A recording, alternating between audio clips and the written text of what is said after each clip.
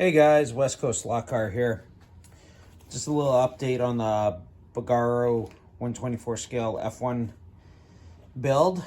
As you can see, I got the motor, got the pulley, I got the O-ring on there. So we're gonna just do a little fire up. First time, fire up.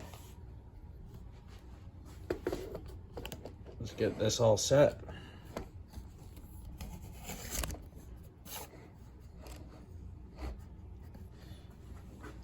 I still got to hold the motor down because I don't have the top support for the motor mount, but I just want to see how this runs.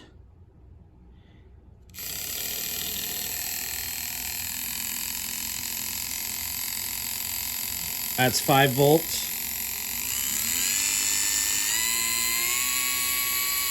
That's about 12 volts. And I run my cars at 18.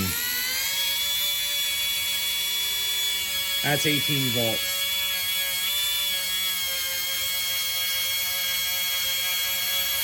Comes pretty good. All right, guys, stay tuned and remember, like and subscribe. Till next time.